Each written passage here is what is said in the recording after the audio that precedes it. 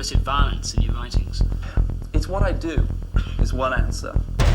I write horror fiction. There is a kind of curiosity that we have as human beings about our life processes.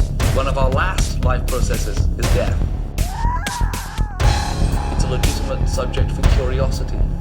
We shouldn't be ashamed that the macabre or the morbid exercises some fascination upon us. I tell it like it is. If it's there in my mind's eye, I put it on the page. And that seems to me to be a legitimate way to write.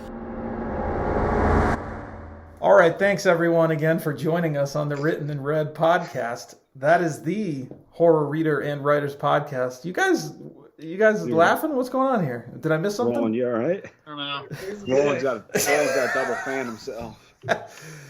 That's an inside joke, guys. That's between the four pillars of perversion. But we are always happy to be on the show here together and share whatever nonsense we're going through. And last episode, we realized we didn't really have enough time to address any of the mailbag questions, and we've received quite a few, and we really appreciate you guys doing that. And in an effort to do more engagement to our listeners, we want to address as many of those as we can today. So we're going to pause our self-publishing arc, and we'll be resuming with the repulsive release when we talk about releasing a book. As we just finished up talking about distribution and how you're going to sell yourself. But what do you got to go through to do the release? That's going to come on our next episode, because today's all about you guys. And, actually, I think we might have the Halloween dress-up episode before that even. So, yeah, that's kind of the agenda. We're going to do a little Halloween celebration, but don't worry, we're going back to the publishing arc. We still got that on tap. But we're going to explore some of the questions that you guys have sent us today, and also give away another one of the signed laminated prints of the Written and Read show, as we gave away one on the prior episode to Scott Axelrod, who won. So congratulations again, Scott. But before we get started with all that, we're just going to do some brief introductions. Again, my name's Aaron Beauregard. I'm the Splatterpunk Award-losing author of The Slob, Son of the Slob, and many other tales. Dark Assembly, Beyond Reform just came out. Be on the lookout for my book coming out with Daniel J. Volpe. It's a surprise release in early October. Carver, Pike. First of all, I just want to say you just fucking did it again. You said Beauregard. The last episode you said Beauregard. How the fuck do you say your name? It's interchangeable. I'm like a chameleon. To be honest, I don't even really quite know how it's pronounced. Is that fair? That's fair. Yeah. He's only 47 years old. Beauregard, I was like, fuck, I've been saying his name wrong all this time. And then you'll say Beauregard, and I'm like, wait, no, I'm fine. I've been saying it right. And then you'll go back to Beauregard. I do it to toy with the simple-minded. That's really why I do it. It's a game that I play. So, yeah. I'm horror author Carver Pick. Son of a bitch. Yeah. Carver Pike, horror author, writer of books like Grad Night, Slaughterbox, all the Diablo Snuff books, Edge of Reflection books, stuff like that. Daniel. Danielle Volpe, according to Jeff Burke on the fucking Daniel Volpe, author of Billy Silver, Talia, Awakening Blood, Gift of Death, and then Aaron and I, our special violent release coming out soon, which we can't say what it is yet. Roland! Well, I guess I might as well jump on the bandwagon here. Rowland Berkey. Raw dog Rowland. Actually, you'd be That's how they amazed say it here in West get the Virginia. name wrong. Really? Yeah, because it's spelled R-O-W-L-E-D. Like, people will be like, Rowland? No, dumbass, Roland Berthy Jr. Get it right. Bitch. Author of Mailbag is a Witch, Pre-Thanksgiving Stress Disorder. I got 2 short stories coming out and a couple of collections pretty soon. One with Matt Shaw and another that I cannot talk about yet. And author of Unbortion. Oh, yeah. Secrets. Mad love secrets. it. There's all kind of secrets to be revealed on this show. Yeah. Like what brand of bull semen does Carver Pike use in his hair? It's a purebred. Yeah, it's All definitely. right. It's fucking extra milky like the cereal. He Now, loves it.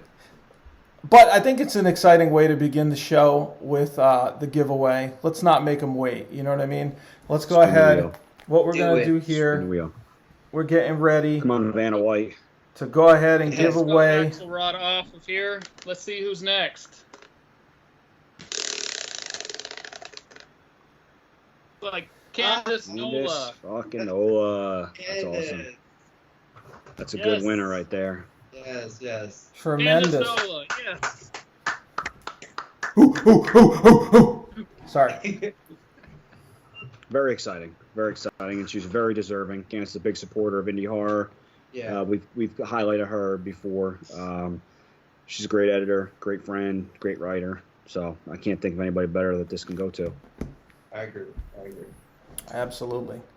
All right, so there you have it. We plan to give away a few more of these. I think we got 7 left still. So, guys, as we continue to recognize you for your engagement with the Written and Read podcast and just as supporters of our work in general and overall good people, we look forward to doing more of these giveaways.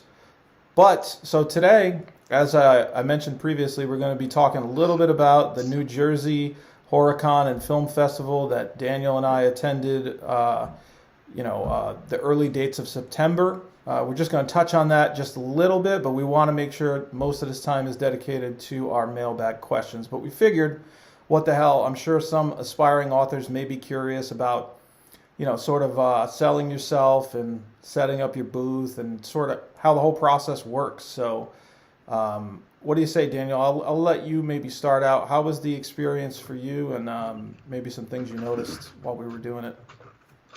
This was my first convention. I mean, I did the virtual KillerCon. This is my first in-person convention, and it was at the Showboat in Atlantic City. So it's a great location.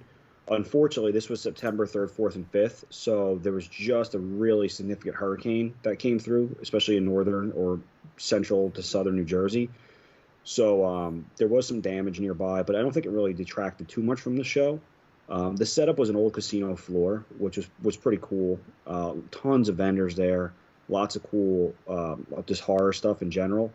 But one of the things that I really loved about it was the camaraderie. These were complete strangers. We didn't know any of these people. Aaron and I, we shared a table. So our table to the left and the right and across the aisle, we had great other vendors that were there, super supportive. The one guy that was next to us was a newbie, kind of like us. The guy that was across from us was an older gentleman and his wife selling these really amazing masks, and you could tell they were like veterans. So they really, they helped us out with some tips on the last day. The venue was pretty cool. It was a nice spot, pretty centrally located. I think the first day we didn't get too much traffic in there, but again, it was a Friday night, so it wasn't that busy. But we did have a couple sales, and one of the big things that I took away from this was just the interactions. More than anything, Aaron and I talked to people. We had people at our table for like a half hour, and that may have killed some of our sales, but at the end of the day, making that personal connection with someone, even if they didn't buy a book, was awesome. I mean, we heard some stories. We had a woman telling us about her house haunted with dead babies and fucking couple aspiring writers, which is really, yeah. Roland's like, woo. Roland's dick jump. We had a lot of cool aspiring authors that came up to us. They came up and just asked us a couple questions, and they were really receptive, and we tried to help out whatever we could. Saturday was great. Aaron can attest to this. I mean, we started fucking crushing beers at like 10:30 in the morning, so that was really just to fuel the fire. And you guys saw the pictures of us online. We looked like dipshits wearing Hawaiian shirts and fucking fanny packs, but it was funny. I wasn't there to be stingy and be stuck up. Like, I was there to have fun. We hung out, we drank beers, we ate a lot of really shitty, fattening food. We sold some books, which was great. Made a couple new fans, some new readers, and Sunday, again, it was another good day. We decided to try a new selling tactic that one of the other guys, a veteran that was there, kind of pitched to us, and it's like, hey, you might want to try this, and we did it. And I think Sunday was like the short day, and we sold a hefty amount of books on Sunday, which was the point. You know, we moved product around and met a lot of cool people. Did you guys get a chance to get away from your table much and like walk around and? I was going to ask that. I know that's hard sometimes when you're in signings and conventions to leave. Yeah. So we did have some help, obviously. You know, Aaron and I were both there, so we were able to kind of cover for each other. If there was something where it was like pressing, like, hey, you need to come sign this, we could have just called each other. But the room was big, but it wasn't large enough that we couldn't like peek over from one end to the other and see the table. We didn't disappear for long stretches of time, so it really wasn't that big of a deal. But we did walk around. There was a lot of really talented artists that were there. A lot of cool like painters. There were some prints, cosplay people. They were awesome. And where we were seated, they were doing some in-character signings. So we saw, I don't know his name, Aaron. What's the guy? Who's the actor that plays the Terrifier? Art the Clown. I forget his name too. But he was there, full makeup. He was cool. He walked around a little bit. You know, he honked the horn at us, and it was definitely cool.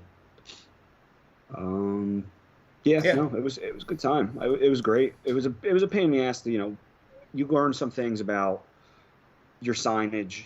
How many books to bring. Like we packed a shit ton of books because we really didn't know. But you could tell people that have been doing it because they had like their own hand trucks and fucking totes, and we're comfortable carrying chairs. cardboard boxes. Yeah, that was the thing. Like you could tell they knew what they were doing, and they've been here for a while. Mm-hmm. But I think our setup looked pretty professional. Our display was nice. We got a lot of compliments on it, and sold some books. So what was the tactic that the guy shared with you, if you want to say what it was? No, absolutely. So, so our prices were, we did a joint pricing. So that way there was nothing different between selling my books or Aaron's books. So we each put up a book that was our bargain buy. So like our shorter books, so mine was Billy Silver, his was Dark Assembly. They were $8 each. So somebody could come up with $16 and buy 2 books and, get a little taste of both of us there, which Aaron loved. I know you're rolling. Aaron and I, we only had one king bed in our room too. So and Daniel cries in his sleep. It's really weird. I weep. Yeah, I don't even cry. I weep. So then we were doing our other books, $12 each or 3 for $30. So it kind of gave those people, like, if they're going to buy 2 books and spend $24, they might as well just put in the extra 6 and get 3 books. The last day, we were just trying to make a little bit of profit and get our books out there. So we did a 1 for 10 and 3 for 20. And that really, I think every person that walked up to the table that bought something bought 3 books. Oh, nice. And generally it was a mix and match. I think we had a couple where Aaron sold all 3, but for the most part it was 2 to 1 either way. So that was nice. We gave out a lot of bookmarks. So you guys are fucking welcome if you see your sales go up, because they're all the written in red bookmarks with all your QR codes on them. If they can read them correctly, I don't know if they'll be able to. Yeah, they're sideways. Oh, I guess. But we had a wheel. Aaron bought a bigger wheel, and we gave out a lot of stickers. We heard some cool stories. Gave out bookmarks, a couple free books to some people. Yes. So I think it was pretty cool. Like on the wheel, we put a few questions. So if they might land on a question, tell us about your favorite scary book. It's a nice lead-in to maybe talk about a book that you have that might be similar. We had one that was like, oh, when's the last time you puked? One was like, oh, you win a free hand pump of hand sanitizer. Just like disrespectful shit with some of it. That was funny. And then, stickers. And we allotted a specific number of books that we would give away. And I think we ended up giving away maybe 3 books on the wheel out of the 3 days, or maybe 4 tops. Yeah, it wasn't a lot, but it was enough to get something out there. And just to entice people a little. You're going to spin the wheel. We say, hey, we still got a couple free books on the wheel. There was one day we didn't give any away. Just people spun it, but they didn't land on it. But it was a good engagement. The wheel makes noise. It sort of attracts people. Also, people with kids. Kids love to spin the wheel, and like, you know, we always give them a sticker afterwards. Obviously, we don't sell them the fucking books if they're young. Here you go, kid. Here's Billy Silver. Yeah. You'll be a junkie when you grow up. You like heroin, little boy? But yeah, so that was cool. One thing I'll say, you know, that is probably a good learning point that I noticed about a day into it was that a lot of the people that were coming up to the table, despite the signs that we had behind us and all of our own books being on each side of the table, they didn't really realize that we were the people that wrote the books. A lot of them thought that we were just like a publisher, maybe because of the amount of books we had, I don't know, but they thought that we were just a publisher selling them. And so CD t-shirts to say I am Aaron Beauregard. I wrote well, what I think that's a bit much, Carver. We were good with the Genovese teas, thank you, but you know, I'm getting the chub thinking about it. But I know what we actually thought, what we actually realized was a good thing to do was just like when we're starting to talk to the people, like if they come up and look, we'll say, hey, thanks for checking it out. You know, like feel free to pick up any of the books or spin the wheel. We got a couple free ones. We are both the authors of all of these books. Like, these are Daniel's, these are Aaron's, and they all come signed and personalized. If you have any questions, you know, let us know. And some people were like, oh, wow, you guys wrote these? You know, like it was, so it's not as obvious as you might think. Sometimes things that are obvious, you got to kind of, as you go through different customers, you should sort of realize a few different things. And I thought we picked up on some good stuff. And I mean, also we made a few, dare I say connections. I don't want to say connections, but just some good interactions with some of the filmmakers, because there was a film festival there too. And one of the filmmakers actually bought 3 of my books, and he asked me and Daniel, you know, are you guys interested in turning any of these into films? And he actually won the film contest. I think they won best film for his he was the writer. spring. Yeah, and director. He directed too. Yeah, he did a lot. Like, right, and he's a young kid. He looks like Chris Stem. Yeah. So shout out to Chris Stem. Thanks for supporting us. He was actually kind enough to come back by, and he gave us signed prints of the movie too. So we were just like, wow, that was really cool. I think he bought one of mine and 2 of yours, and his friend, I think, bought 3 of yours. Oh, yeah. That's right. That's right. Chris Stem, they did a movie called Springs County Psycho. I just watched it today. It was really good. Shouts out to my man Big Mike, who was he was the actor, the starring actor, and he won Best Actor out of the Film Fest. Really cool movie. It's on YouTube for free. It's like 15 minutes long. So Springs County Psycho, really cool. But yeah, the interactions with people, they were really great. You know, Chris sat and talked to us for a while. You know, it was BS, and like Aaron said, he came back, brought us, you know, huge fucking massive posters signed of the movie. But Aaron, I think you're forgetting about probably the most important part of the weekend. You're not going to talk about the gravy, are you? I'm going to talk about the gravy. Fuck! We stayed at a hotel, and we just had a beautiful breakfast. Aaron and I every morning, looking into each other's eyes and the sunrise over the Atlantic Ocean. And we enjoyed some biscuits and sausage gravy. Some quail eggs and... poached quail eggs and a delectable sausage gravy over a flaky biscuit. And it was great. But no, it was a good time. We definitely drank a lot of beers though. Can't confirm nor deny that.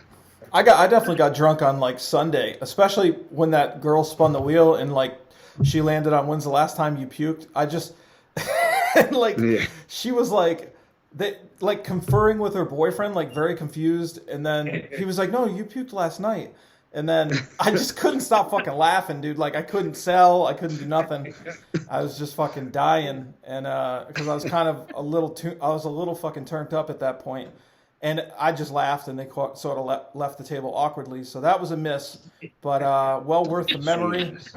And yeah, you know, some people, I think Daniel did a really good job with encapsulating his books into a sentence.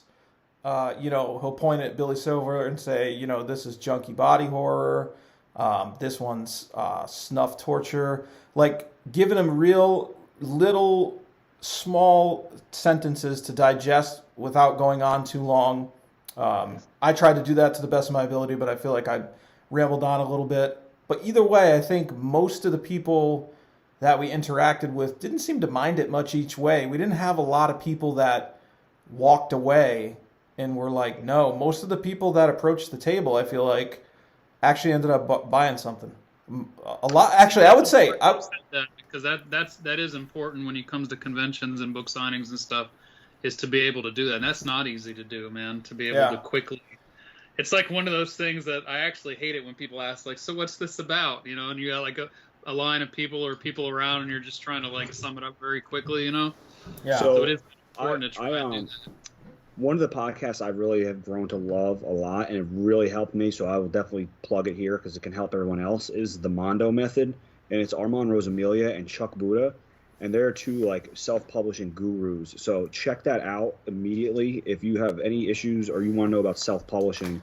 And Armand does a lot of signings. I'm actually doing one with him and Chuck Buda on September 25th in Newton, New Jersey. But he talked about the elevator pitch. You know, and that's kind of what I was actually working on.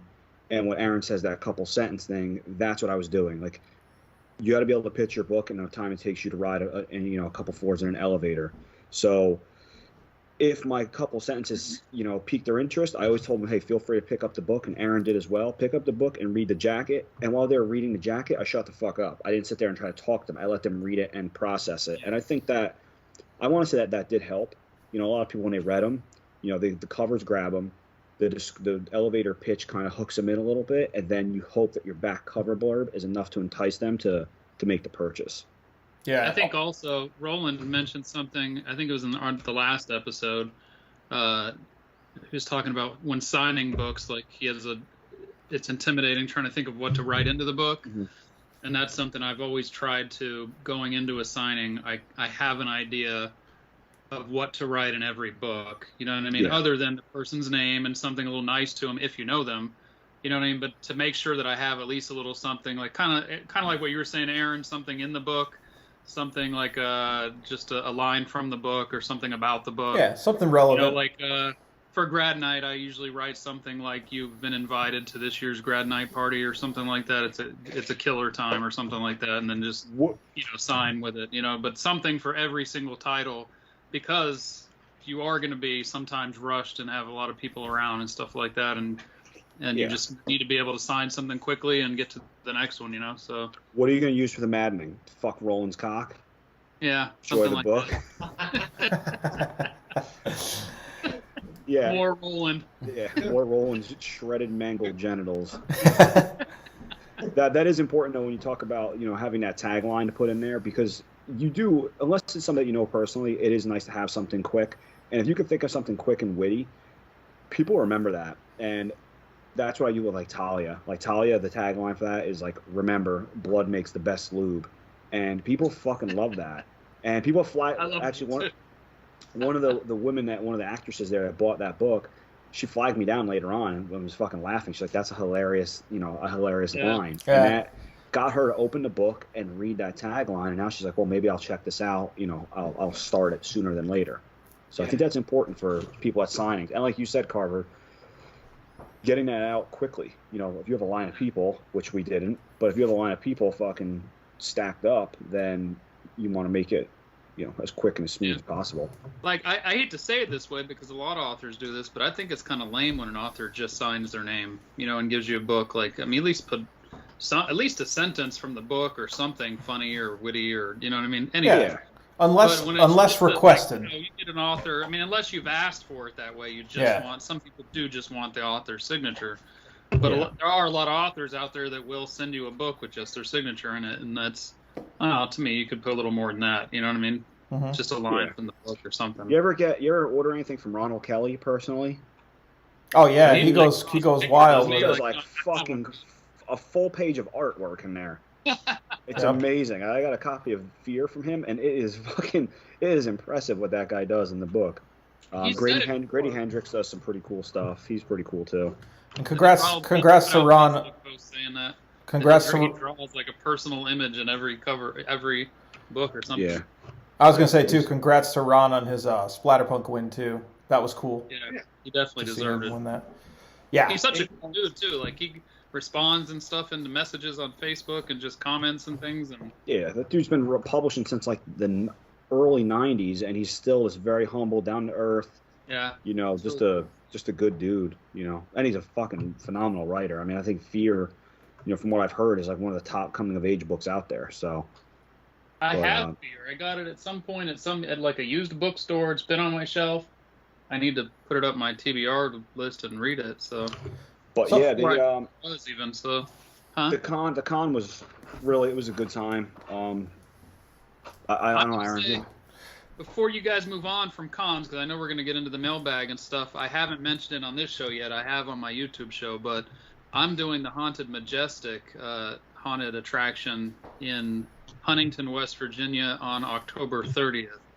It is an actual event, like live event. I'll be there in person with a lot of the authors from the horror. It's hard to say this together. For some reason, I have a hard time. I stumble over this.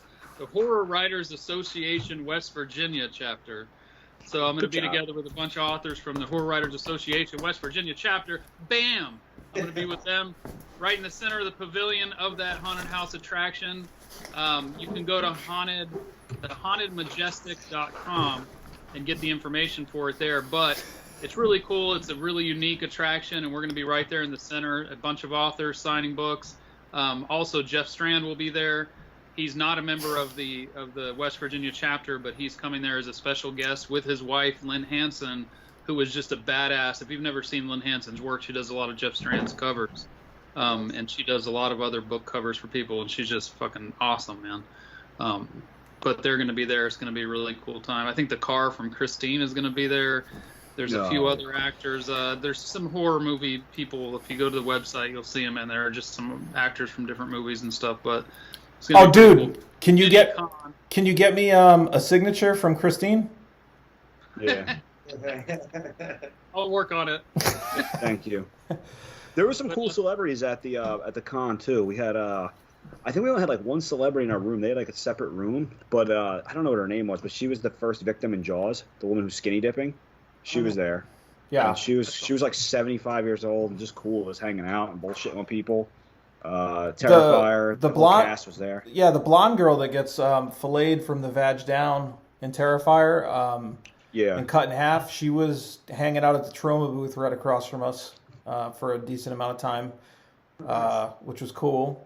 And your boy Billy Zane was there. Billy Zane was just shawning people. Yo. Yeah, you want to see my autograph? Yo, he was there, Roland, in the flesh. I'm sure y'all seen what is it, Demon Knight? Oh yeah, he was awesome for sure, man. He was so sexy in that. Phenomenal, Titanic. Roland, fan yourself, my boy. You're Trust me. He looks. Sexy. He looks just as delicious today. Let me assure you. He still looks the same. Absolutely. He smelled good. I gave him a hug, Roland. He smelled so good. The fucking just to smell you right now, because you probably smell like cool water cologne. That's cool though. Cool water cologne. No, I didn't hug Billy Zane, Roland.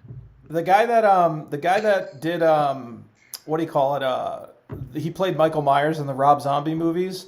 He's fucking incredibly tall, dude. Like Tyler Mane, right? Looks like massive. Kevin Nash. Looks like Kevin Nash. He was in the fucking pisser when I was going in, and I just felt completely emasculated. And how did it look though? And that it took up like. You turned and hit your fucking thigh. It was like a paper towel tube. Like I wanted to peek, but no. But when I was going into the pisser, he was coming out, and he was like, "Oh man, cool hat." Like the faces of death, I guess. And I was like, "Yes, sir. Whatever you say. just don't fuck me up." Yeah, there were some enormous human beings that were there. Like I felt like it was like a linebackers convention. There were some big fucking guys there. I mean, I'm only 5'5", so everybody's big to me, but there's some fucking gargantuans. So I wasn't gonna say anything about that, but when I saw the picture of you guys that you standing next to Aaron, I was like, oh, Daniel's small. Roland, I prefer short, not small. But all right. Small. Yeah, I'm I didn't know that. I was like, that's crazy. You're I baby know. hair. When I met him, I was like, should I ask him where the gold is, or like, what should I give him a hug? What should we do here? I actually made Aaron hold me like a baby and put me to bed, so it was nice. But the bottle he gave me tasted really weird. I don't know. It smelled bad too, so I don't know. I'll tell you, yeah, Daniel may be sure he's fucking stout though. Okay, Yeah. let that be known. He's fucking stout. Nice Yeah. tan, hairy arms, gorgeous. Brick Just shit a- house. Yeah. just a I just fucking have I gorgeous- I look golden, like a baked cookie. Yeah. Beautiful. I mean, I filled up on fucking 3 I days just can't. worth of sausage Every gravy. time there's So. a joke, I see the images Aaron's gonna put later. Like I'm just seeing like holding you and like putting you into bed and like fucking you're a gingerbread cookie in this picture. Stop. Yeah, the bath was really weird when he gave me a bath, but it was nice though. Yeah. Got all my crevices. I mean, we definitely bonded. Yeah, it was fun. We got accosted by only one homeless guy on the boardwalk, so that wasn't bad. Yeah, that He was just- decent. He was just spouting gibberish, and we had some woman who appeared to be maybe a working girl who was screaming obscenities and calling people very obscene names walking down the boardwalk. So you've never been to Atlantic City. It's a lovely place this time of year. The people are charming. Relatively it was a incident good free. time. Yeah. So let me ask you this: do you think you would go back there next year? I don't. Or Yeah, would you possibly. pick one, or If do we you can get a decide better, to think? if we can get a better price on the hotel, probably. Yeah, the hotel we kind of waited a little bit on because we weren't 100% sure, and Roland fucked us and said he was coming, and then he didn't come. So we were kind of waiting on that, and Raw ended up spending about dog. a couple $100. Raw dog Roland. No, I think the table price was reasonable. The people at the actual event that were running it were very cool, very professional. They let us share a table, which we had to ask permission for, but they were cool about it. They didn't care. I think really mainly it's kind of finding a hotel that's a reasonable price. We didn't stay at the Showboat. We stayed off the site at a hotel that had sausage gravy, so it was great. And I think kind of wrapping up the convention talk, I would say, be ready to adapt, be ready to learn as you do it, and experiment also. Not just with like me and Daniel kiss each other in the mouth experiment. I mean like experiment with pricing, how your display looks. Maybe add the wheel in different times depending on the traffic. And also, just making sure that you're doing those interactions the right way and that you're making yourself approachable. That was part of the reason why we dress like fucking douchebags is because, people aren't afraid to go up to a douchebag. You know what I mean? Yeah. They're just a normal person beneath them. So that was our strategy, and be very approachable.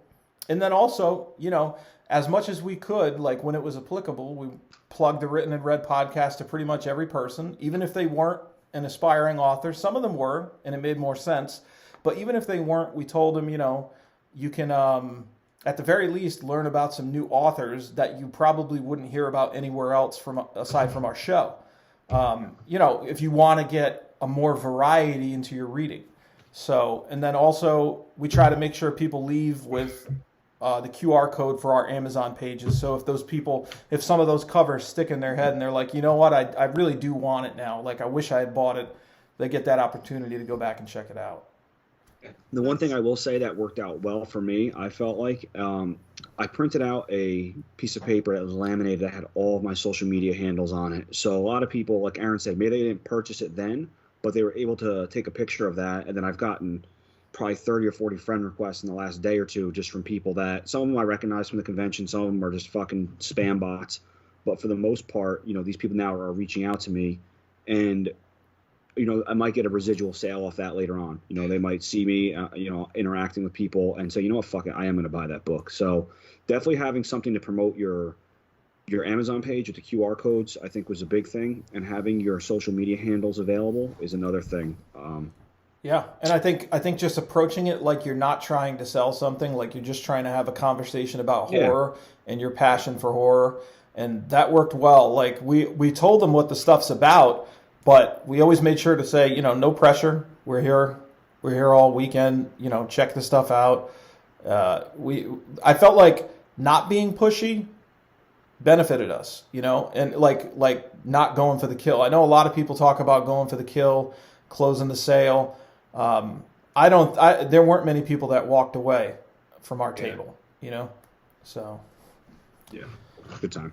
Yeah, so hopefully we get to do some more, and hopefully so do you guys as well. Hopefully we can all do one together at some point when the stars align. But this won't be the last time we broach this topic. And I think yeah. we should just get a party bus and drive around and have our own written in red mobile signing. Yeah, dude. I think We that's do in that. that's probably in the budget, right? Guys, That would be PHAT fat. send us the PayPal donations. Yeah, send us some PayPal money and we'll come to you. But seriously, if anybody has any conventions coming up in the spring, I know I talked to Aaron. We're looking for something else in the springtime. I know I am. He might be looking for something a little sooner, but for my schedule, I'm looking for not really late winter because the Northeast is a motherfucker with snow. But springtime, if anybody has anything coming up specifically in the Northeast, that'd be great. But I'm definitely willing to travel. And You guys got to look into. I think Virginia Johnson does the one at the Stanley Hotel. That would be fucking cool, man. Oh, Yeah. I stayed at the Stanley. It's fucking dope. All right, well that's good. So yeah, there's good time. there's our shit on the New Jersey Horicon and Film Festival. Definitely a cool. And our beer count, because somebody asked how many beers we drank. We drank a 36-pack. So just so everybody says. Maybe a couple dollar daiquiris in there. But There was a $1 daiquiri too, but people are shitting on us drinking Miller Lights, but we drank a lot of them. So you know what? You want us to keep these girlish figures? You know, stop fucking around. You want to destroy Bunch us? of bitches with your Miller Lights. Yeah, where's your fucking Bud Light Arita that the hell you're drinking? Like, I don't want to be blacking out and raging on these Last people. night, my Bud Light seltzers, lemonade seltzers. All right. Let's move on to our great listeners, where we're going to take a look at their questions right now. Carver, can you pull a question or your Can you dick show us out? those crisp edges that you cut with your scissors? What the fucking cup? Daniel, did you watch this movie yet? No, there was a guy walking around dressed like him now. Oh, yeah. I threatened to tell him that Daniel hadn't watched the film to see if he would have cost Daniel. But Aaron was trying to get me to fight the Terrifier guy. We had Terra Fryer. Terra Fryer was Long there. one. Look at this. The long one. Yeah. Handwritten. Look how much I had to fucking handwrite because I didn't have ink for my printers. holy back shit! Back You're in the so- day, that was like last month. You're so Bush League. From Joshua M. Oh, Boy Joshua. All right. When do you when do you actively begin promoting a new book or story in an anthology, etc.? I'm a new author with 4 short stories having been published in different anthologies, and my debut book is slated for release. I can't read my own fucking handwriting. It's You slated don't for have your release glasses in on? August. I should have a draft to the publisher within the next few days so that we can begin the editing process and everything else. I want to move forward with the best possible footing, so any advice or tips with promo would be greatly appreciated. This is a good question because we can also reference the prior episode where we Yes. kind of touched on this a little bit, and I think we all kind of came to the general consensus that maybe about a month and a half or so in advance. If it's his first book, though, yeah, I think a month and a half isn't too much to where people are going to get annoyed. But as long as you're not oversharing, like we talked about, every few days, if you're going to do signed copies, maybe start putting out some promos, for where people could get signed copies if they think it looks cool, What do you think, Roland? Like we talked about it, like you said, about a month and a half, somewhere around there. I think his book is, what is it? The Best of Intentions. Yeah, his book's out. Oh yeah, his Yeah. book came out. Yeah, I was going to say, that's why I was rereading the question, because I think it's out already. So, Yeah, he actually just reached out to me the other day about mailing lists, and he was asking me how I created mine, and I told him don't be a dickhead like I was and not fucking blind carbon copy everyone. So sorry for everyone that got everyone else's email address. So I lived and I learned on that, but no, he reached out to me the other day about that, so he's going to start forming a mailing list soon too. Well, usually I don't say the person's last name just out of respect for their privacy, but being that he's an author, Joshua McMillan asked the question. So, and yeah, now, sorry, Joshua, it's just, random luck pulling it out, but your book is out now already, but. No, but we can say, honestly, there's a wealth of information in the prior episode that really goes into detail on that, more so than we could repeat here, I think. But yeah. I think, the general consensus is maybe about a month and a half, 2 months, maybe. Mhm. I'm gonna piggyback on his question though, guys. Like, do y'all think it's wise, and how often would you promote in different rooms, like horror oasis and or branding and these? So, me personally, what I would do is I don't know if I would share. I would obviously read the rules of those rooms because that's going to be the most important thing. But I would also use it on different social media platforms. So I might post something on Facebook today, and then tomorrow I might post something on Instagram, and then I might post something on Twitter, and then I might do like a TikTok video. Nice. I know there is a thing you can download for Twitter called Buffer, where you can like schedule tweets. So you can, it costs like, I forget how much, like $10 a month, but you can schedule tweets to be released at certain times. So you can literally just have your tweets put out on a schedule every 12 hours. People are going to see these tweets. So if you want to promote your stuff on book pages on Facebook, definitely read the fucking rules, because you will get banned, you will get blocked. Yeah. If you can't find it in there, it does not hurt to reach out to one of the admins and just ask them. Don't blind post it and say, oh, remove this if it's, if it violates the admin's rules. Because that, to me, when I see that, when somebody says, oh, if this violates the rules, take it down, don't even post it. You should have read the rules. You should know the rules going into it. So mix it up a little bit. Don't spam the shit out of groups. And like we all said, a month and a half, form a few social media handles and spread the word. Nice. And one thing, I've said this before, I've said it before, at least in one other episode, and it's not, if it's your first book, it may not really make sense, but for those of you who have written more than one book, you can actually, especially with ebooks, go back and change some stuff in your ebook, and just republish it, or just put it back up on Amazon, whatever. But if you can link to your next book at the end and beginning of your previous book, if that makes sense, you know what I mean? Like at the end of a book, say, like we've talked about this before, like with Son of the Slob, saying at the end of the Slob, you should be saying, Son of the Slob is out now, click here to grab a copy of it, whatever. So that when somebody's just reading the first one, as soon as they get to the end of it and they're already excited and they're already, into the Slob, right then is when you want to, get them to read Son of the Slob. Now, I'm preaching and I'm not even following my own advice because I haven't done it myself. I need to go through and do this myself to all my books. It's just a matter of doing the work, like actually going through each one and doing it. I need to do it at least with the Four and Evil, the Diablo snuff books, because they all, follow each other and stuff. But a lot of authors who have a very scheduled release, a very good release schedule, will put the pre-orders out and then put at the end of their newest book the pre-order link for the next one, and just constantly do that, so that they always have the next book at the end of the previous book. That makes sense. And that will probably sell more books than anything else that you can do. Like the people that I know that are selling a shit ton of books, that's one of the big things they do, other than newsletters and things like that, is they always make sure they have the link at the back of the book. At the end, as soon as you finish reading, there's a link to the next book right there. So people will usually, if they've read your whole book, that means you did something right. They're going to go get the next one probably. So cool. Yeah, you want to kind of lead them along and give them a place to go. That's the trouble, like you said, with having one book. Sometimes you want to make, or if you don't have anything else in the pipeline, you may want to strategize those releases to where your next work is only a few months off. That way you have something to keep people going, and you don't want them to forget about you in that intermittent period, But even for these, imagine these authors that are doing these short books now, and they're mostly putting them on Godless. You might, these authors right now, like we just talked about Todd Love in the last episode, he's been putting books out very quickly.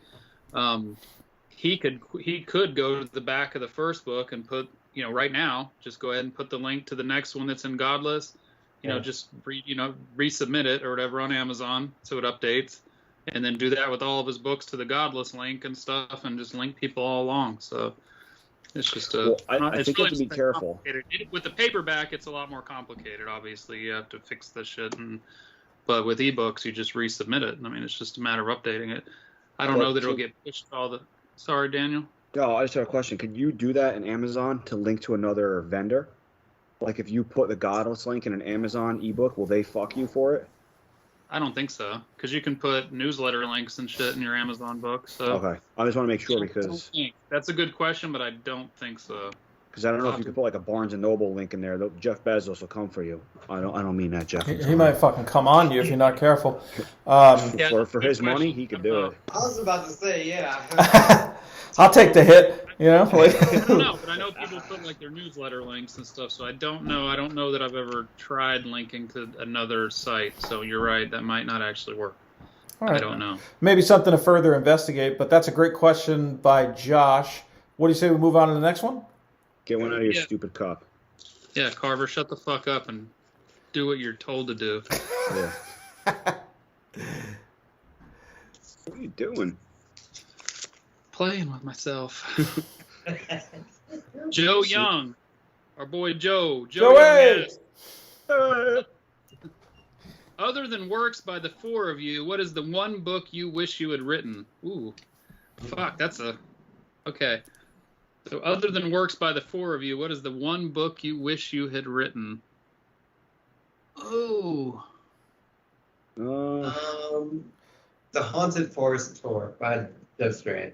Yeah, you really like that one, huh? I don't know why. I was just like, I'm obsessed with that book. There's so many different characters and so many different creatures in it. And the story is a good story to me. So I think that would be mine. I think going back to, the first couple episodes, we talk about, our favorite books and stuff. I think that probably, I wish I had written like Pet Sematary. Like Pet Sematary is just fucking brutal. It's visceral. It's scary, and it's one of those books. You got ghosts behind you, Carver? You all right? I'm looking at my books, trying to come up with something fast. Well, I'll let you think for a second. For me, I want to say Books of Blood or American Psycho, but the child in me says Scary Stories to Tell in the Dark. Not because it's like some exquisitely written masterpiece, but there's just like a certain sense of nostalgia and beauty that sort of gets lost when you become an adult that's in those, and it's special, Yeah. I think my first thought was going to be to say the George R. R. Martin books, like the Game of Thrones books and stuff, but the pressure of having those books on me, like having to actually know that he hasn't finished and needs to, you know what I mean? Like those worlds are just so thick and heavy that I don't know if I'd want that kind of pressure on me.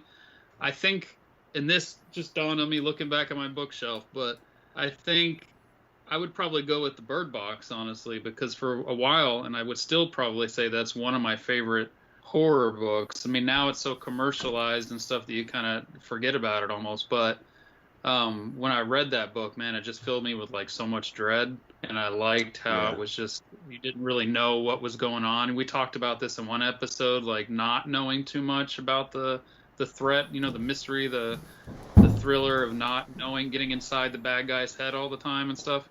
That was a good book that kind of did that. You didn't even really understand what the fuck was doing this to people, and that terrified.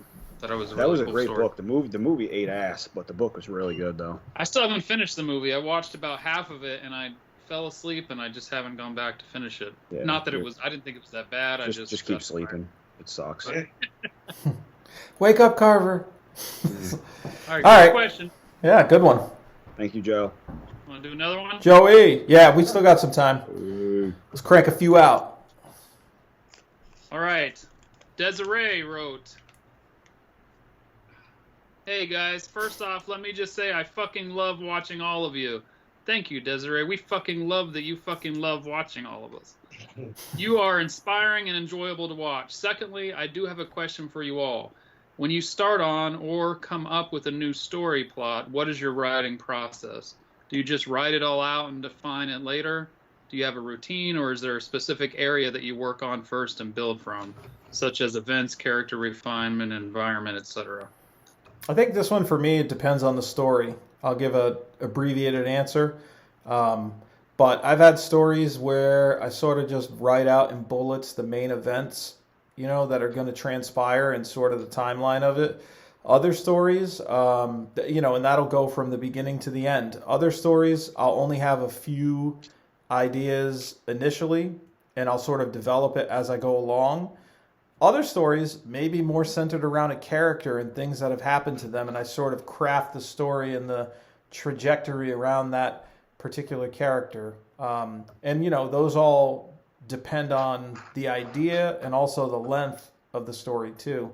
So there's more than one way to skin a cat with this, I think. And I think you can get great results from any of those methods as long as you're kind of, you know, refining and making sure that you're not underdeveloping a character or anything like that, you know? Yeah, I tend to agree that, you know, the story is going to depend on how I write it. You know, for like a short story, I generally won't outline. I have kind of a beginning, middle, and end. Yeah, I love it. Beginning, middle, and end for a short story. But if I'm writing a novel or novella, I will tend to do a little bit of outlining. If it's something with a lot of world building in it, I will do some research and maybe make some stronger bullet points. But for the most part, like Aaron said, like I kind of just go through. I will outline a little bit with what I need, and I kind of know where I'm going, and just kind of let the characters take over. Awesome. Robert?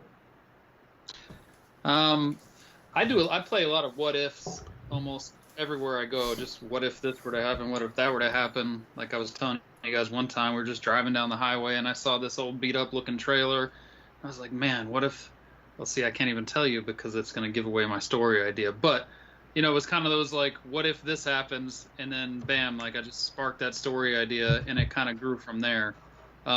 Most of the stories that I write, I do now start to outline. I was more of a pantser in the past, but I've gotten to where I do kind of outline now.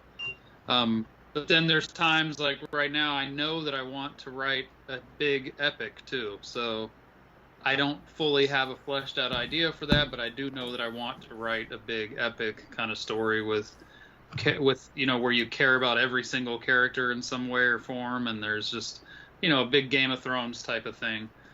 That will definitely require some major outlining and index cards and all kinds of shit, I'm sure. But yeah, Carver, have you ever seen Game of Bones, the porno parody of Game of Thrones? You should watch it. Watch it. No, but I did see that pirate porn one. Have you seen that one that was like they actually took the porn out of it to try to make it like a legit movie too, where it had less sex in it and stuff? No. Check out Game of Bones. Okay. Lord of the Thongs. Yeah, there's a lot of them. A lot of good ones. Roland, what about you? Not pornography-wise. Pornography-wise? No, not pornography-wise. No. Yo, his ears perked up. Yeah. It's like a fucking meerkat. What's beeping? Is somebody like, is time up for somebody? Is your microwave popcorn done? That's my pacemaker. Yeah. Thank God it's finally ending. Oh no! Don't talk about that. Oh, look at you, Dad. My stories have all been short so far. Like all 5 of the ones I've written, throw that out there. So I pretty much have a beginning, middle, and end in my mind. I know kind of where I want the story to go. I never really outline. I just start writing, and then let the story take me wherever I want to go. Awesome. Nice. Yeah. All right, we doing another one? Yeah. Pull another one. Thank you, Desiree, for that one. Let's see.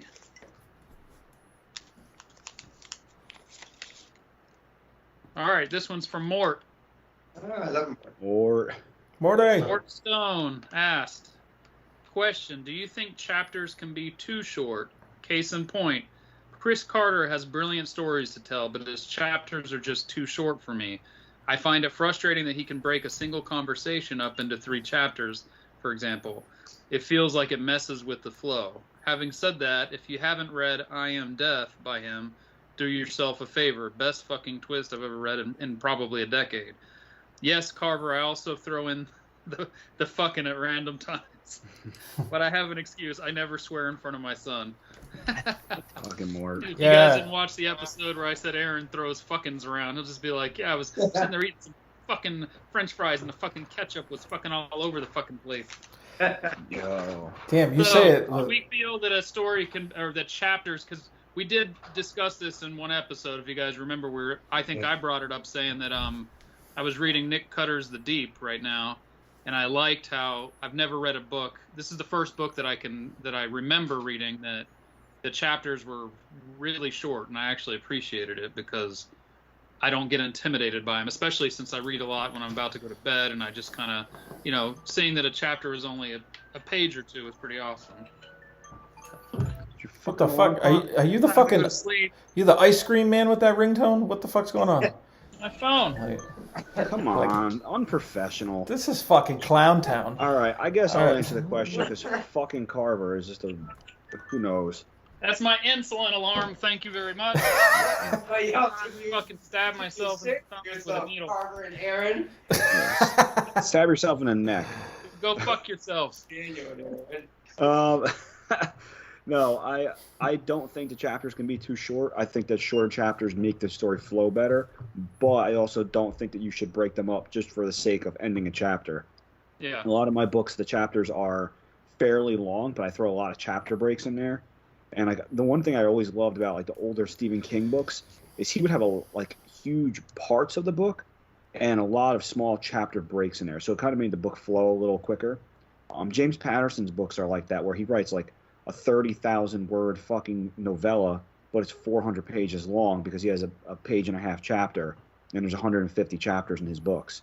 So, that's when we talked about the formatting thing. We talk about pace and flow for the reader, getting into font size and, the spacing. And I think the chapters are kind of fall in that same realm. But I think if the chapter's cohesive, then I don't think it can be too short. I think for me, what he said about breaking up a conversation into 2 chapters, I can see why that would be annoying and kind of weird. Unless, for example, in my book Wedding Day Massacre, there's breaks in between the conversation, though. You know what I mean? It feels like there's conversation going on through the entire story because they're all in the same room for most of the book. So I think just understanding when that conversation's ending and another one is beginning is a good thing. I think for short attention span, short chapters are good. Keep them as tight and as clean as you can, to make sure that your reader engagement doesn't fall off. I think, I think just massive chapters is a bad idea, unless it's critical to the story, but I think there's creative ways to break it up. Yes. So, I think there's usually a happy medium that you can find with a lot of that stuff. And I would say Mort also sent us a audio snippet of his I think it was his son, right? To the Written in Red email. He was like, we're listening to the Written in Red podcast. I thought that was cool. I don't think they can be too short, but that would be, like you said, annoying if you're having 2 different conversations, in different chapters. I haven't read any. I don't like reading books with extremely long chapters. I'm like Carver. I have a short attention span, so I don't think it can be too short. But I think it's like Aaron said. There's a way to break them up successfully. Mm-hmm.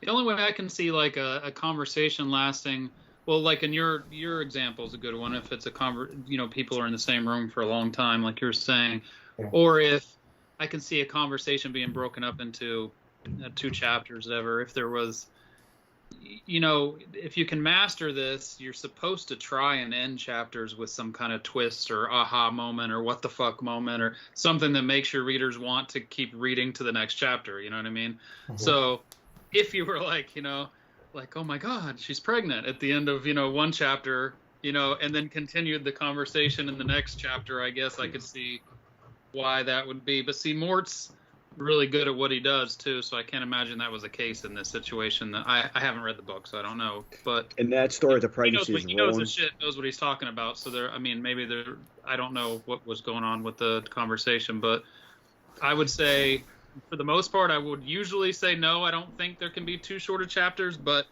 if it was something like that where it was jarring and you just didn't make any sense, then absolutely, yeah, I can see why there would be too short of chapters. What did you say, Daniel? I missed the joke. Your story with the pregnancy is Roland come and eat the fucking baby or what? Yeah. Just checking. With the pregnancy. He's involved. All right, let's get another one in. That was a great question, Mort. Thank you, Mort. Yeah, thank you, Mort. I think to add to that, I think some people probably would make short chapters just for the sake of it. You know what I mean? Which you don't want to do.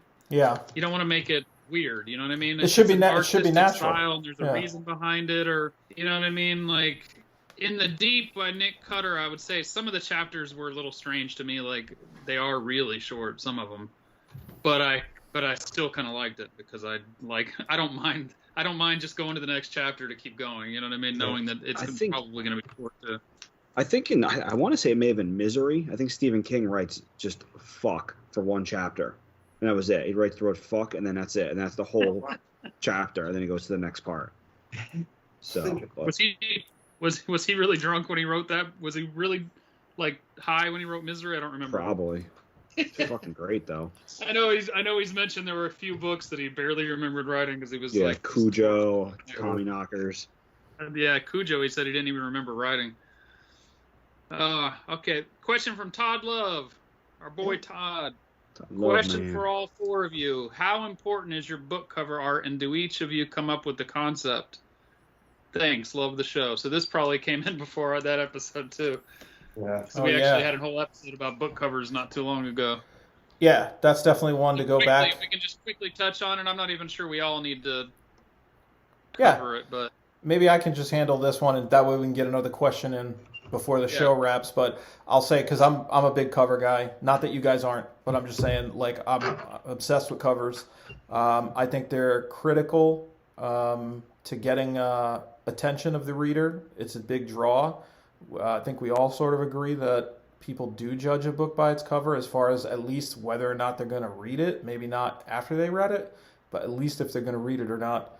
And yes, I give very detailed descriptions, pages and pages most of the time, to give, direction to the artist for the most part.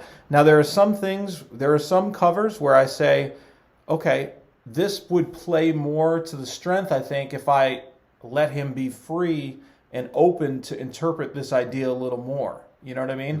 So, like, you got to kind of think about it. Like, if there's something that, like Son of the Slob, for example, there's a bunch of details and shit like that I really wanted to be captured in there because the house is so messy and the depravity, right? So there's very specific things that I was looking for in that. Whereas with other books, I like to let their imagination run wild a little bit more. And if you have a good artist, you should be able to trust them with that. And if, something doesn't come out the way you want, usually you have a certain amount of amendments that you're allotted that you can work with them through as you develop the cover. But yes, covers are critical, in my opinion, to indie horror sales and shouldn't be overlooked. The one thing I will say about... add something. Okay, go ahead, Carver. I was going to say that I don't even know that this was mentioned the last time that we talked about it, but I've noticed that recently there's almost been a change so in horror books, you're an expert in how you want the covers and stuff like that, and they come out amazing. But I've also noticed that, especially like in mystery and suspense books a lot lately, they've been more sleek and simple almost. You know what I mean? They've been just a bright yellow font on a wooded area or something like that, to where it's just... Oh, and you can almost go back even to like the Twilight books and shit. I mean, you can't... I mean, those books sold a fucking ridiculous amount. They sold a ridiculous amount of books, and it was just hands holding an apple, or like a feather with blood, I think was one of them, or something like that. So I guess maybe it's just... I don't know if I want to say it's subjective, but I think it is. Each genre maybe has its own. I think it's in part like those books are backed by major publishers too. So no matter what, like, they're going to get into readers' hands, I think, because of that type of distribution. Whereas we're at a disadvantage. We've really got to draw extra interest because a lot of people don't know who the fuck we are. and we're Yeah. not. But even the sleek books, there's an art form to it, I guess. Oh, is no, the point totally. I'm trying to make too, though. You Yeah. know what I mean? Like you can't, because there are some people putting books out with their name in tiny font. The book is mostly gray with hardly any. I mean, it's very easy to tell that there was no thought really put into it. Sometimes the book is just using the Amazon's template cover. You know what I mean? Stuff like that. I'm talking. I mean, even though they're slick and they're simple and there's just one object on it, there's a shit ton of thought that went into that object and the font that's used to go along with it and the background colors, and you know what I mean? Like, it's still very important. So, I'm not trying to pass it off as like it's not a lot of work or something like that. I just want to make that clear. So, Well, look at like Matt Shaw's covers. Like Matt Shaw had how many of his book covers there just black and just say the title and it's just warning on the bottom, Yep. and that's it. And the guy's a fucking rock star. He sells a ton of books.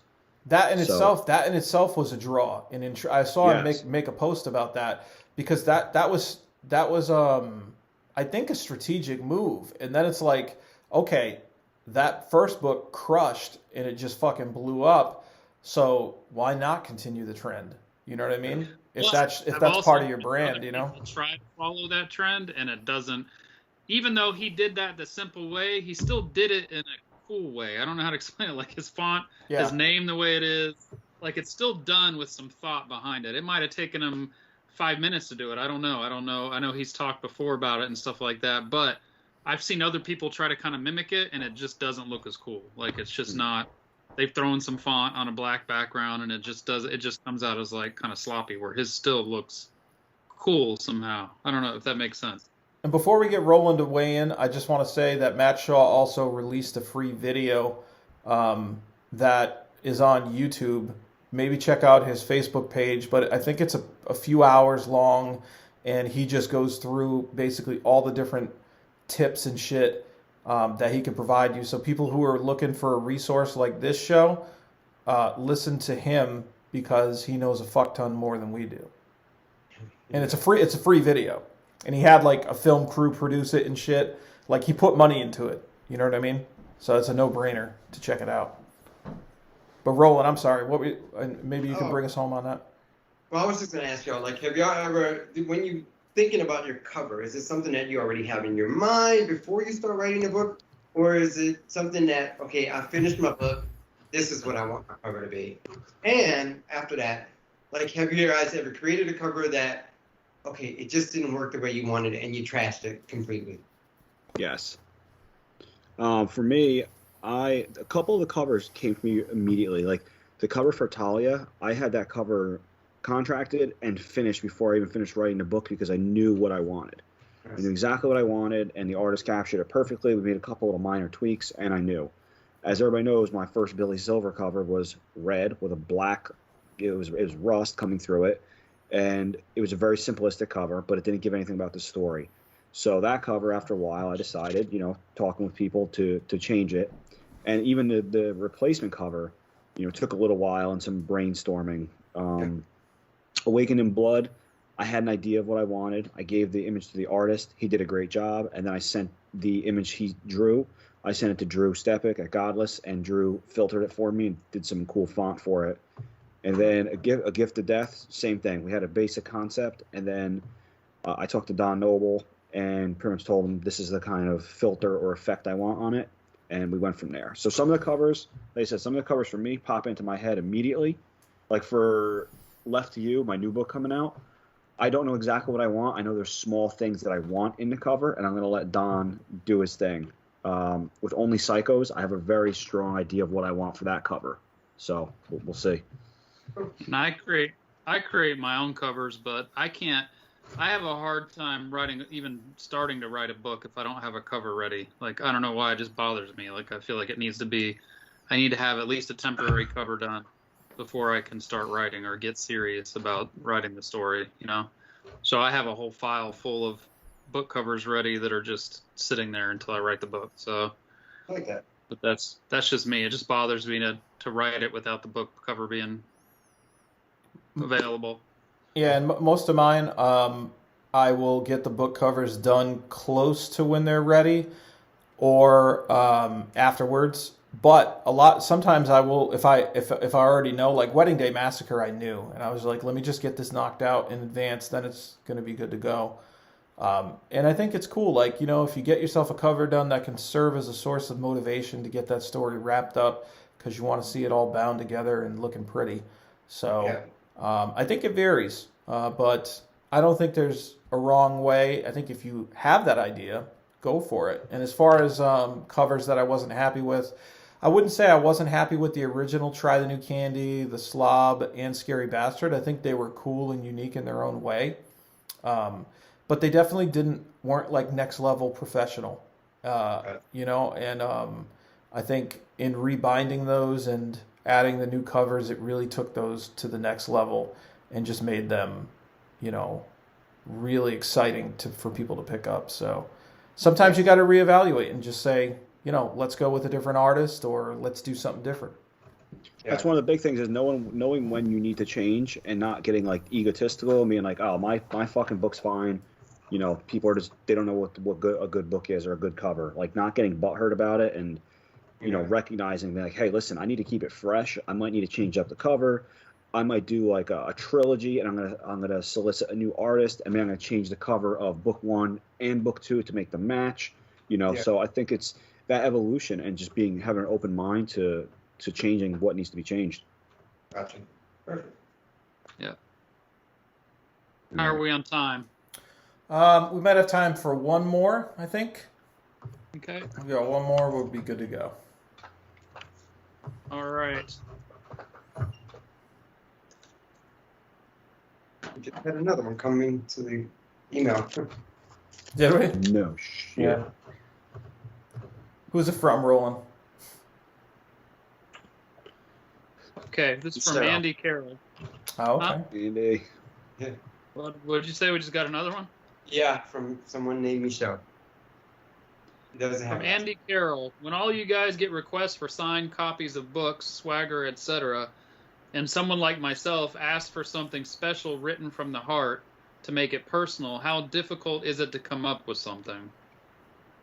That's funny, because we pretty much answered this question on the last show, right? Where it's like, if somebody wants something specific and personal, like, I think, Roland, you said it was a little challenging. Carver, you said it was a little challenging. It just kind of varies.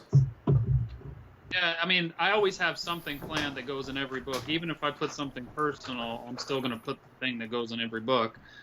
But if I know, it definitely helps. Like for Andy, that would be easy because I know Andy and we get along. We've talked personally in private that's different. It's easy for me to write something because I consider Andy a friend. If it's someone I've never spoken to and they say, "Can you write me something personal?" It's a little more difficult because I don't know them, well enough to, I could say, nice hat, like if I'm seeing them live at a convention, you know what I mean? But like, I don't know. If I don't know somebody personally, it's hard. It's easy to say something, thank you for your support or something like that, but I don't know everybody personally, you know what I mean? And I'd have some conversations sometimes with people, but I've had deeper conversations with others, and so it really just depends on how well I know the person. So that's what I go with. I do that, if it's somebody that I don't know personally, I will always say, thank you for the support. I appreciate you checking the book out, and then kind of using my little tagline that I put in every book. So. Now, I just want to say, if you've gotten a book with me with that in there, that doesn't mean that I don't appreciate you or that I don't know you at all. Fucking digging yourself in. You're gonna bury yourself. Swag having, disrespecting motherfucker he is. No. But you don't always know people personal enough to say something specific about them. So especially in the online world, you know what I mean? So I signed a book for Aaron, and I just took a shit in it and just closed it up and sent it to him. That was my personal. Thankfully, it was wet when it still got here, so I was able to ingest all of it easily still. Yes. I nutted in Roland's. When he gets to page 50, he's gonna. Hopefully, it scratches me. Like, Ooh, Carver. Smells. Page 52. Smells like asparagus. Pineapples, buddy. Yeah, buddy. How about this, guys? I think we got time for one more, and I'm thinking, Roland, why don't you read that one that just came in? Fuck it. We don't. It's pretty rare that we get one in while we're doing the show. Don't fucking do Yeah, there we rules. go. Yes. I knew you were going to say that. So, she says, it says from Michelle, but it doesn't say Michelle who. Throughout your videos, you all talk about novels, novellas, and novelettes, and stories. How is each one defined in terms of word count? Yeah. Really, there's if you look it up on Wikipedia, says it exactly like what it is. I mean, I could look it up real quick. Daniel's faster. Daniel, you want to hit that? Daniel goes like, "Ta-da-da," and he's got the fucking answer. Danny, get on the computer. And shit. But there is a specific word link. I want to say like anything up to 10,000 is a short story, and then 10 to like 15 is a novelette, something like that. I think we should preface too while Daniel's looking for it. Let's preface with that depending on what publishing house you're looking at to publish through, a lot of times those counts can be different, or not extremely different. But I've seen some places consider 50,000 a novel, other places consider 60,000 a novel.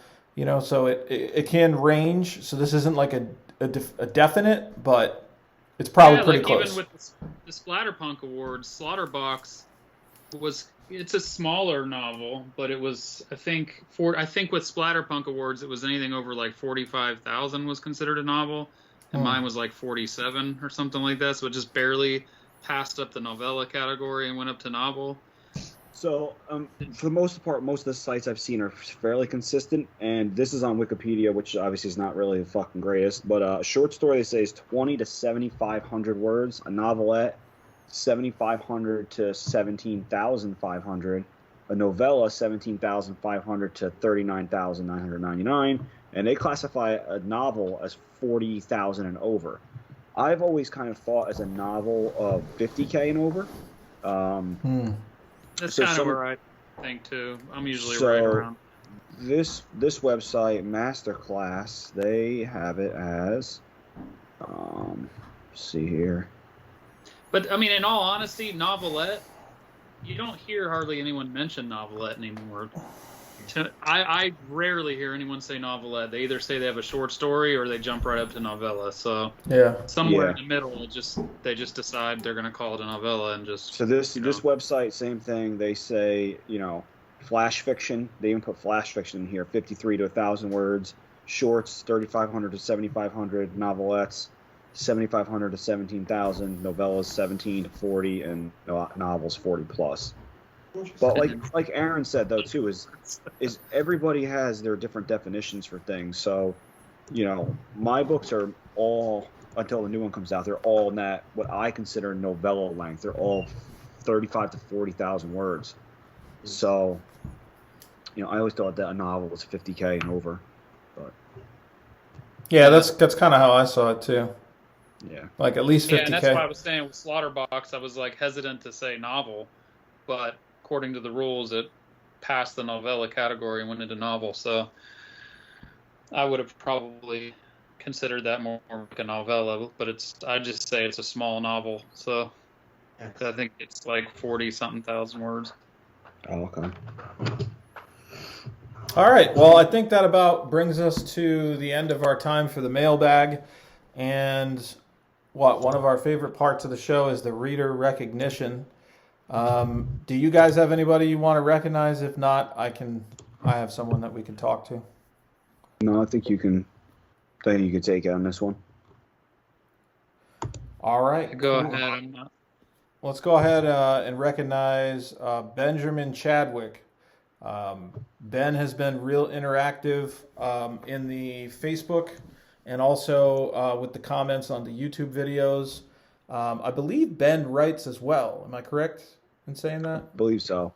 Yeah. He sounded like such an old man. Ben has been very active in the Facebook. He's on the Facebook. The fucking Facebook. He's been on the TikTok. Yeah, he's a good dude. I've seen quite a few comments and him praise the show and say how he's, been digging it and everything. And I think he definitely deserves the recognition. Want to give him a shout out. And if I can locate any of his work, I'll try to put it up on the graphic right now so you guys can check it out. Who knows? Maybe we'll be able to give him a little spotlight on the author spotlight in the future. Nice. But thank you, Ben. We appreciate you, brother. Yeah, Ben's always been cool. Always reaches out. He's always down to share everything. I'm on his Facebook now. He just is, just a funny guy, and he's always reaches out, and he's just pretty cool. I don't see anything writing wise on here, but doesn't mean he doesn't have it. So Ben, we appreciate you. He might even be like working on his initial stuff. You know what I mean? Because I thought I saw him like make comments, at least something of that nature. I could be wrong, but that's a possibility. But he's a great dude. He's always been cool with us. Always out there to help the community, and just a stand-up guy. Yeah. What's his last name? Chadwick. Chadwick. I didn't know him, but thank you. Awesome, guys. Well, I think this was another great episode. I'm glad we were able to dive into the con life a little bit, that carny con life, and then also the mailbag hopefully won't be so nut-ripping for a carver to walk around with anymore, Oh, Aaron, I do want to say one thing about the con, which I thought was really cool besides the fucking sausage gravy. Aaron actually had a reader that recognized his books and came right up to him. Was like fucking fangirled out, excited because she saw the slob. So that was really cool to see that she was nobody that we knew, nobody that liked the books of horror. She just saw the slob from across the room, came over, fucking bought that. I think she bought that, Son of the Slob, and I think one of my books. Mm-hmm. So it was really cool experience there.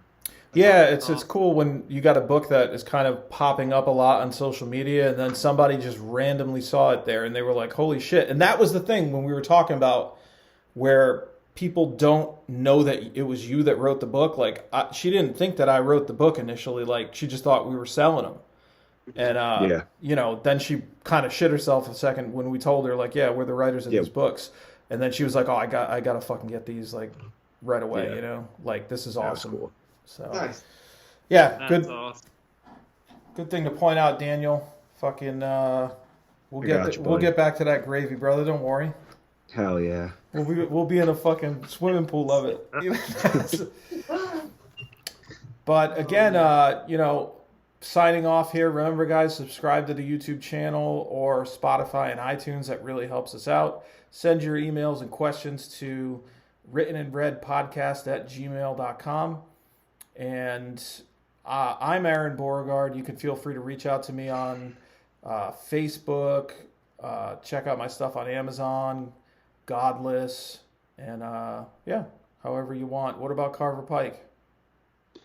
Everywhere is Carver Pike. My books are on Amazon. I'm on YouTube. It's Carver Pike.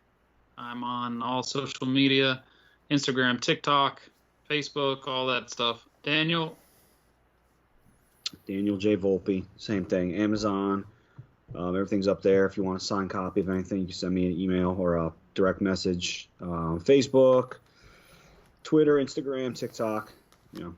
Enjoy it. Hit me up. Roland Bursey Jr., Raw Dog. Roland Bursey Jr. I have a TikTok. I like making TikTok videos, or at least book promo videos. So TikTok, Facebook. I'm on Amazon. You can also find me at rolandburseyjr.com. You are also. I want to see you do TikTok dances. Yeah. Oh shit. Ew. Yeah. All right, guys. Well, again, a pleasure to do the show with you. A pleasure to have you guys out there watching and listening. We are the Written and Read podcast, and until next time, keep it 100% horror.